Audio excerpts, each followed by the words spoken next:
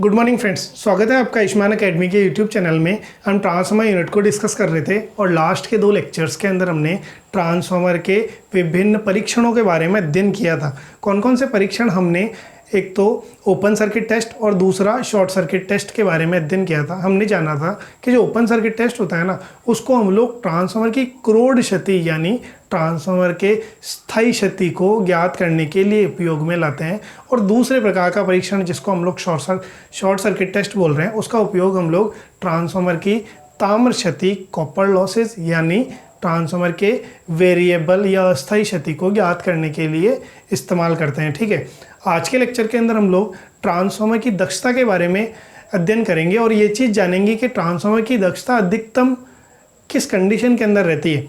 ठीक है, हालांकि हम लोग ये चीज़ पढ़ चुके हैं कि जो ट्रांसफार्मर रहता है ना, ये बहुत दक्ष एक मशीन है। क्यों वो दक्ष मशीन है? क्योंकि इसके अंदर कोई भी रोटेटिंग पार्ट नहीं होता है, मतलब ये एक स्टैटिक डिवाइस है। ठीक है, तो इसके अंदर जो घर्षण के कारण होने वाली जो क्षतियाँ हैं वो कम होती है। और दक्षता के बारे में जब अपन ने इसको बेसिक अपन ने ट्रांसफार्मर पढ़ा था, तब मैंने बताया था कि जो ट्रांसफार्मर रहता है ना, उसकी दक्षता लगभग 92 से लेकर 99% रहती है, जो कि बहुत अच्छी रहती है। ठीक है, पर जब भी अपन इस किसी भी मशीन की दक्षता की बात करते हैं ना, तो दक्षता होती क्या है? दक्षता बेसिकली उस मशीन के आउटपुट, जैसे अगर अपन किसी भी दक्षता का अगर फॉर्मूला लिखेंगे तो दक्षता क्या चीज़ होती है? दक्षता बेसिकली किसी भी मशीन का जो आउटपुट रहता है ना, उस आउटपुट और उस मशीन के इनपुट का क्या रहता है?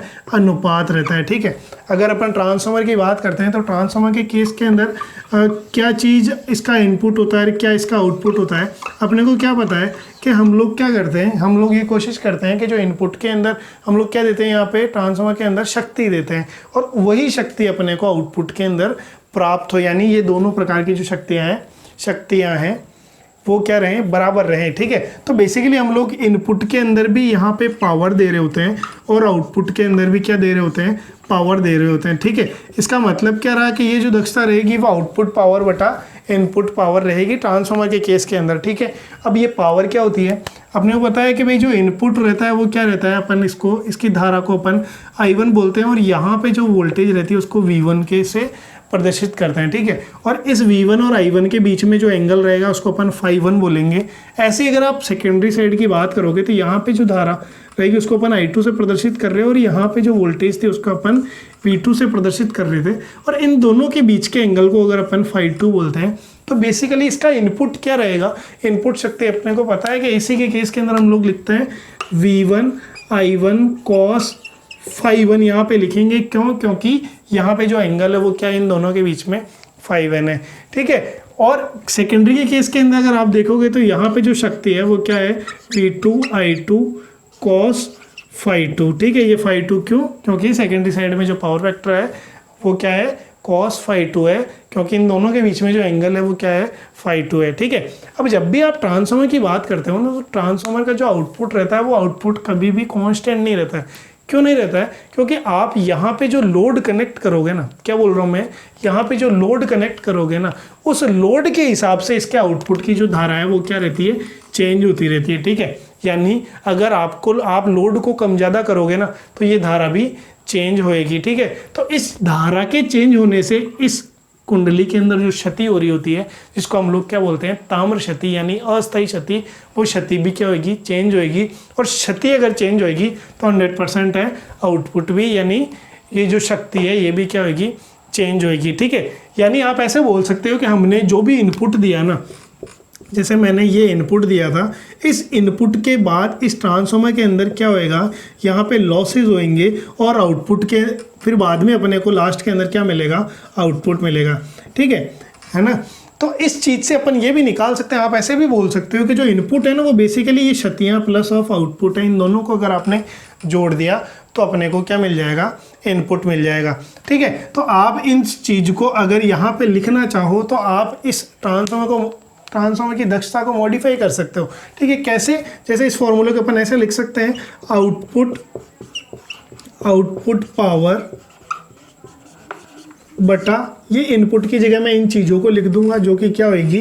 वापस से देखिए, output power plus of losses. ठीक है, अब ये फॉर्मूला ये आ गया जैसे अपने पास दक्षता का फॉर्मूला।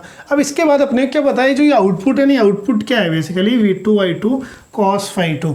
ठीक है, तो अगर इन चीज़ों को अगर अपन इस इक्वेशन के अंदर लिखते हैं तो ये जो दक्षता है वो कैसे हो जाएगी, एक तरीके से ऐसे हो जाएगी V2I2 cos φ2 बटा यहाँ पे आ जाएगा वापस V2I2 cos φ2 plus of losses. और लॉसेस कौन कौन से होते हैं ट्रांसफार्मर में, अपने को पता है लॉसेस जो होते हैं ना, वो ट्रांसफार्मर के अंदर जो लॉसेस होते हैं दो प्रकार के होते हैं। एक तो WI से अपन लिख रहे थे जिसको अपन आयरन लॉसेस या क्रोड लॉसेस या फिर स्थायी क्षति के नाम से जान रहे थे, और दूसरे जो लॉसेस थे वो कौन से थे, वो ताम्र क्षति थी। कौन सी थी, ताम्र क्षति थी, जिसको अपन लिख रहे थे I1 square R1 plus of I2 square R2। ठीक है, ये तो प्राथमिक की ताम्र क्षति हो जाती थी और ये क्या हो जाती थी, द्वितीयक कुंडली की ताम्र क्षति हो जाती थी। ठीक है, अगर आप इस रेजिस्टेंस को सेकेंडरी साइड के अंदर ट्रांसफ़र करते हो तो ये जो फॉर्मूला है, ये फॉर्मूला एक प्रकार से ऐसा हो जाता है, देखिए ना, I2 स्क्वायर R2E। ठीक है, तो हम लोग यहाँ पे इस चीज़ को इस्तेमाल करेंगे और यहाँ पे जैसे अगर अपन इस दक्षता को लिखेंगे तो कैसे हो जाएगी, ये जो देखिए आउटपुट मैंने लिख दिया, वापस यहाँ आउटपुट लिख दिया। अब क्या लिखना है, यहाँ पे क्षतियाँ लिखनी है। तो क्षतियाँ क्या क्या है, मैंने क्या बताया कि यहाँ पे दो प्रकार की क्षतियाँ होती है, एक तो WI जिसको अपन क्रोड क्षति बोल रहे हैं, और दूसरे प्रकार की क्षति कौन सी है, I2 स्क्वायर R2E। ठीक है, तो ये एक तरीके से क्या हो गई, दक्षता हो गई ट्रांसफार्मर की। ठीक है, ये नॉर्मल दक्षता है, और अगर बाई चांस आपसे प्रतिशत के अंदर दक्षता पूछी जाए तो हम लोग इसको गुणा 100 कर देंगे। ठीक है, ये दक्षता कब है, ये दक्षता तब है जो आपने जो ट्रांसफार्मर के अंदर जो लोड लगाया है ना, वो क्या लगाया है, एक तरीके से कांस्टेंट लगाया है। पर अपने को क्या पता है कि जो ट्रांसफार्मर रहता है ना, उसका लोड हमेशा वेरी होता रहेगा, और अगर लोड वेरी होता रहेगा ना, ट्रांसफार्मर की दक्षता भी क्या होती रहेगी, वेरी होती रहेगी। क्यों वेरी होती रहेगी, क्योंकि लोड के वेरी होने से यहाँ पे जो धारा है वो धारा भी क्या होगी, चेंज होएगी। ठीक है, तो हम लोग उस दक्षता के फॉर्मूले को निकालने की कोशिश करते हैं जिसके अंदर लोड वेरी होएगा, तो जो नया फॉर्मूला आएगा वो फॉर्मूला कैसा आएगा। ठीक है, और वो जो फॉर्मूला रहता है उसी फॉर्मूला का एक्चुअल इस्तेमाल हम लोग ट्रांसफार्मर के जितने भी न्यूमेरिकल्स रहते हैं दक्षता के, उसके अंदर क्या करते हैं, इस्तेमाल करते हैं। ठीक है, तो लोड वेरी होने का मतलब अगर अपन साधारण शब्दों के अंदर समझे ना, तो वो क्या है, ये जो I2 है ना, ये वेरी हो रही है। ठीक है, लोड वेरी होने का मतलब क्या हो रहा है, I2 वेरी हो रही है। ठीक है, तो अगर आप इस फॉर्मूला को वेरीफाई एक तरीके से अपडेट करना चाहोगे तो अपडेट कैसे होएगा, ये एक तरीके से क्या होएगा कि हम लोग जो नया जो लोड लेंगे ना, उस लोड को अपन फ्रैक्शनल लोड बोलेंगे, जो कि पूरा फुल लोड की कंडीशन नहीं रहेगी। वो क्या रहेगी, फुल लोड का कुछ प्रतिशत रहेगा, मतलब या तो 50% रहेगा, ठीक है, या फिर 60% रहेगा, या फिर 80% रहेगा। ठीक है, तो अगर आप फ्रैक्शनल लोड ज्ञात करना चाहो ना, क्या बोल रहा हूँ मैं, फ्रैक्शनल लोड, तो फ्रैक्शनल लोड क्या रहेगा, बेसिकली वो लोड रहेगा, वो रहेगा क्या रहेगा, एक तरीके से इस कोई भी पर्टिकुलर कंडीशन के ऊपर धारा। ठीक है, फ्रैक्शन ऑफ लोड बटा वो क्या रहेगा, फुल लोड। ठीक है, अगर आप इसको x से प्रदर्शित करते हो तो ये जो फॉर्मूला रहेगा, मैंने क्या बोला, ये जो फ्रैक्शन ऑफ लोड और दूसरा क्या, फुल लोड, ये क्या चीज़ है, बेसिकली ये धारा ही है। क्यों, क्योंकि ये लोड जो है वो लोड किसके ऊपर निर्भर कर रहा है, धारा के ऊपर निर्भर कर रहा है। तो अगर आप फ्रैक्शन ऑफ लोड की धारा को अगर आप I2 बोलते हो और फुल लोड की धारा को अगर आप I2FL बोलते हो, ठीक है, ये FL क्यों बोला, क्योंकि ये फुल लोड की धारा है। ठीक है, तो ये फॉर्मूला ऐसा कुछ हो जाएगा, और जो एक्चुअल धारा रहेगी ना, वो धारा क्या हो जाएगी, I2 बराबर X गुणा F2L। ठीक है, ये क्या हो गई, एक तरीके से एक्चुअल धारा। ठीक है, और अगर आप फ्रैक्शनल लोड की बात करोगे और उसके ऊपर दक्षता की बात करोगे, तो ये जितने भी जो I2 है ना, ये I2 एक तरीके से क्या हो जाएंगे, मॉडिफाई हो जाएंगे, किस रूप के अंदर, इस रूप के अंदर। तो अपने को जो एक्चुअल फॉर्मूला है वो क्या हो जाएगा, ज्ञात हो जाएगा। यानी फ्रैक्शनल लोड के ऊपर अगर आप दक्षता की बात करोगे, फ्रैक्शनल लोड के ऊपर किसकी बात कर रहे हैं अपन, एफिशिएंसी की बात कर रहे हैं, तो उसका फॉर्मूला क्या होएगा, उसका फॉर्मूला बेसिकली देखिए ना, ये चीज़ मॉडिफाई हो जाएगी, करंट वगैरह है ना। तो अगर अपन इसको लिखेंगे वापस, तो क्या हो जाएगा, ये जो दक्षता रहेगी किस केस के अंदर, फ्रैक्शनल लोड के केस के अंदर, तो वो क्या रहेगी, वो रहेगी, देखिए ना, V2 I2 हम लोग लिख रहे थे, तो I2 की जगह अपने को क्या पुट करना है, x इंटू 2FL, ठीक है, x इंटू क्या हो रहा है ये इंटू कॉस फाई 2 अपॉन क्या आ जाएगा नीचे, हम लोग ऐसे लिख सकते हैं x V2 I2 FL cos phi 2 plus WI, ठीक है, और लास्ट में यहाँ पे क्या आ रही थी, ताम्र क्षति आ रही थी, और ताम्र क्षति का फॉर्मूला क्या था, I2 स्क्वायर, ठीक है, तो I2 स्क्वायर का मतलब यहाँ पे अपने को x square F square R2E लिखना पड़ेगा। तो ये जो दक्षता रहेगी, ये कौन सी दक्षता रहेगी, ये दक्षता रहेगी फुल लोड फ्रैक्शनल केस के अंदर ट्रांसफार्मर की दक्षता रहेगी, ठीक है। यानी ये क्या है x, ये x बेसिकली फ्रैक्शनल लोड और फुल लोड का अनुपात है। और अगर आपको ऐसा बोला जाए कि जो ट्रांसफार्मर है वो ट्रांसफार्मर 60% के ऊपर कार्य कर रहा है फुल लोड के पे, तो आप यहाँ पे 60% लिखोगे x की जगह। 60% का मतलब 60/100 इस जगह पे आप क्या करोगे, पुट करोगे, ठीक है। और ऐसे करके हम लोग क्या ज्ञात कर लेंगे, हम लोग ट्रांसफार्मर की दक्षता ज्ञात कर लेंगे, ठीक है। अब जैसे अगर अपन ट्रांसफार्मर की मैक्सिमम दक्षता की अगर अपन बात करते हैं तो इसमें छोटा सा अवकलन होता है, हम लोग उस अवकलन को स्किप करेंगे। सिर्फ और सिर्फ मैं वो कंडीशन बताऊंगा जिस कंडीशन के अंदर क्या होएगा, ये अधिकतम दक्षता रहेगी। तो अधिकतम दक्षता की जो कंडीशन रहती है ना, क्या बोल रहा हूँ मैं, ट्रांसफार्मर की अधिकतम दक्षता की कंडीशन, क्या बता रहा हूँ मैं, ट्रांसफार्मर की जो अधिकतम दक्षता की कंडीशन रहती है उसको हम लोग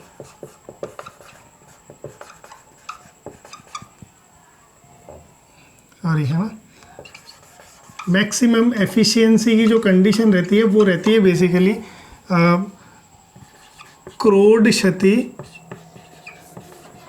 बराबर ताम्र क्षति अगर ट्रांसफार्मर के अंदर है, क्या बोल रहा हूँ मैं, क्रोड क्षति अगर ताम्र क्षति के बराबर है तो वो जो पर्टिकुलर ट्रांसफार्मर की दक्षता रहेगी वो क्या रहेगी, अधिकतम रहेगी, ठीक है। ये छोटे से एक अवकलन के द्वारा ज्ञात होता है, क्योंकि ये अपने कोर्स के अंदर नहीं है इसलिए हम लोग इस चीज़ को स्किप कर रहे हैं, सिर्फ इस पॉइंट को नोट कर रहे हैं, ठीक है। क्रोड क्षति का मतलब क्या बोल रहा हूँ मैं, ये WI है, और ताम्र क्षति क्या है अपने को पता है, जो है यहाँ पे अपन ने लिखा है x2 square F2 I2 FL का स्क्वायर R2E, ठीक है। तो ये दोनों जब भी बराबर रहेंगे तब क्या रहेगा, ट्रांसफार्मर के अंदर अधिकतम दक्षता रहेगी, ठीक है। अब जैसे इसके आगे की अगर अपन बात करते हैं तो यहाँ से मतलब है ना x का मान भी निकाल सकते हैं। कैसे निकाल सकते हैं, अपने क्या पता है कि भाई ये जो है I2 स्क्वायर R2 ये बेसिकली क्या है, ये फुल लोड अगर आप लिखना चाहो तो ये फुल लोड कॉपर क्षति है, क्या बोल रहा हूँ मैं, फुल लोड कॉपर क्षति है, ठीक है। तो ऐसा कुछ ये फॉर्मूला आ जाता है। अब यहाँ मैंने ये चीज़ क्या है, ये इसकी जगह पुट कर दिया, किसकी जगह, I2 स्क्वायर FL R2E, ठीक है। अगर आप x स्क्वायर की अगर आप यहाँ पे x की वैल्यू निकालोगे तो क्या होगा, यहाँ पे वज्र गुणा करना रहेगा, इसके अंदर WI यहाँ पे और WC फुल यहाँ पे आ गया, ठीक है। और x का जो मान आएगा वो क्या आएगा, इस स्क्वायर को जब भी आप हटाओगे तो यहाँ पे क्या आ जाएगा, स्क्वायर रूट हो जाएगा, ठीक है। तो x का मान जो फुल लोड की कंडीशन के मैक्सिमम एफिशिएंसी की कंडीशन में रहेगा वो ये रहेगा। इसके अलावा अगर आप मैक्सिमम एफिशिएंसी की कंडीशन के अंदर दक्षता को अगर लिखना चाहो तो उस केस के अंदर जो दक्षता रहेगी वो दक्षता क्या रहेगी, जैसे अगली जो चीज़ आएगी वो क्या आएगी, मैक्सिमम एफिशिएंसी, ठीक है। मैक्सिमम एफिशिएंसी मतलब अधिकतम दक्षता क्या रहेगी, हम लोग दक्षता मैक्सिमम को ऐसे लिखेंगे, देखिए है ना भाई, जो आउटपुट है वो आउटपुट तो वैसा का वैसा ही है जिसको अपन क्या लिख रहे हैं, जो लिख रहे थे अपन x V2 I2 FL का स्क्वायर cos फाई 2 ऐसे लिख रहे थे, और बटा के अंदर भी हम लोग क्या लिख रहे थे, x V2 I2 square FL cos phi 2, ठीक है। पर यहाँ पे जो क्षतियाँ रहेगी ना, मैंने क्या बोला, मैक्सिमम क्षति की जो कंडीशन रहती है वो क्या रहती है, ये दोनों बराबर रहनी चाहिए, ठीक है। तो हम लोग ऐसे लिख सकते हैं, जैसे अगर एक क्रोड क्षति अगर दूसरी ताम्र क्षति के बराबर है तो इन दोनों का योग जो रहेगा वो क्या रहेगा 2WI। ठीक है, तो हम लोग यहाँ पे ऐसे भी लिख सकते हैं 2 ऑफ WI। ये क्यों लिखा है? क्योंकि इन दोनों, अगर ये दोनों क्षतियाँ बराबर हैं तो इनका योग यहाँ पे लिखना रहेगा, तो हम लोग इसको 2WI लिख सकते हैं। और ये जो कंडीशन आ जाएगी, ये कंडीशन कौन सी आ जाएगी? अधिकतम दक्षता की कंडीशन आ जाएगी, यानी ये रहेगी अधिकतम दक्षता ट्रांसफार्मर के केस के अंदर। ठीक है, अगर हम लोग यहाँ पे देखें ना, ये तो हो जाती है इसकी अधिकतम दक्षता। अब इसके बाद एक और डेफिनेशन आती है जिसको हम लोग बोलते हैं ट्रांसफार्मर का वोल्टेज रेगुलेशन। क्या बोल रहा हूँ मैं? ट्रांसफार्मर का वोल्टेज रेगुलेशन। वो रेगुलेशन क्या रहता है देखिए ना, उसकी अपन डेफिनेशन को देखते हैं। बेसिकली जो वोल्टेज रेगुलेशन रहता है, वोल्टेज रेगुलेशन, ठीक है, तो वोल्टेज रेगुलेशन क्या होता है? मैंने क्या बताया कि भाई जो ये आउटपुट है ना, ये आउटपुट किसके ऊपर निर्भर करता है? हमेशा लोड के ऊपर निर्भर करता है। ठीक है, तो अगर हम लोग ऐसा बोलें कि ये जो आउटपुट की जो वोल्टेज है ना, जब आपने फुल लोड की कंडीशन रख रखी है, क्या बोल रहा हूँ मैं? फुल लोड की कंडीशन में अगर वोल्टेज की अगर आप बात कर रहे हो तो वो वोल्टेज जैसे कोई और वोल्टेज होगी, उसको अगर अपन ऐसे लिखेंगे W2FL। ठीक है, क्या बोल रहा हूँ मैं? W2FL। और बाई चांस अगर आप ट्रांसफार्मर को बिना लोड के अगर कार्य करवा रहे हो तो बिना लोड पे जो वोल्टेज रहेगी, अगर उस वोल्टेज को आप बोल रहे हो V20। ठीक है, ये 0 क्यों लिखा है? क्योंकि ओपन सर्किट एक तरीके से रह गई। ठीक है, तो वोल्टेज रेगुलेशन क्या रहती है? ये बेसिकली इन दोनों का अंतर रहता है। किस किस का? ये जो फुल लोड कंडीशन के अंदर जो वोल्टेज है उसका, और जो नो लोड के अंदर वोल्टेज है उसका। ठीक है, तो वोल्टेज रेगुलेशन का फॉर्मूला क्या हो जाएगा? हम लोग ऐसे लिखते हैं इसको, रेगुलेशन बराबर होता है V20 माइनस V2FL। ठीक है, यानी इन दोनों का अंतर, इसको हम लोग वोल्टेज रेगुलेशन के नाम से जानते हैं। यानी वोल्टेज रेगुलेशन क्या रहेगी? वोल्टेज रेगुलेशन बेसिकली जो नो लोड वोल्टेज है और फुल लोड वोल्टेज है उनका क्या है? अंतर है। बाई चांस अगर आपसे यहाँ पे प्रतिशत के अंदर ये पूछा जाएगा तो आप क्या करोगे? यहाँ पे इसका फुल लोड वोल्टेज का यहाँ पे भाग दे दोगे और इसको क्या कर देंगे हम लोग? 100 से गुणा कर देंगे, और ये जो फॉर्मूला रह जाएगा ये किसका रह जाएगा? फुल लोड रेगुलेशन का। ठीक है, यानी वोल्टेज रेगुलेशन क्या रहेगी? बेसिकली जो नो लोड वोल्टेज होती है और फुल लोड वोल्टेज होती है जो सेकेंडरी साइड की, उसका क्या रहता है? अंतर रहता है, और प्रतिशत के अंदर हम लोग ऐसे निकालते हैं। ठीक है, आज के लेक्चर के अंदर हमने क्या डिस्कस किया? आज के लेक्चर के अंदर हमने ट्रांसफार्मर की दक्षता के बारे में डिस्कस किया। इसके बाद हमने ट्रांसफार्मर की जो अधिकतम दक्षता की कंडीशन है, जिसको हम लोग क्या बोल रहे थे कि ट्रांसफार्मर की जो दक्षता है वो अधिकतम कब रहती है? जब उसके अंदर होने वाली ताम्र क्षति उसके अंदर होने वाले क्रोड क्षति के बराबर रहती है, तो ट्रांसफार्मर की अधिकतम दक्षता रहती है। इसके बारे में डिस्कस किया। उसके बाद लास्ट जो टॉपिक जिसको हम लोग वोल्टेज रेगुलेशन बोल रहे हैं, इसको डिस्कस किया, जिसके अंदर हमने जाना कि जो वोल्टेज रेगुलेशन रहती है वो क्या रहती है? वो नो लोड वोल्टेज और फुल लोड वोल्टेज का अंतर रहता है। होप जो आज अपन ने डिस्कस किया वो आपको अच्छे से समझ में आया होगा। और अगर आपको मेरी क्लासेस अच्छे से समझ में आ रही है और पसंद आ रही है तो आप मेरी क्लासेस को आपके फ्रेंड्स के साथ आपके social media, WhatsApp, Facebook, Telegram के ऊपर शेयर कर सकते हैं, और मुझसे अच्छे कंटेंट की उम्मीद करते हुए मेरे चैनल को सब्सक्राइब कर सकते हैं। Have a nice day.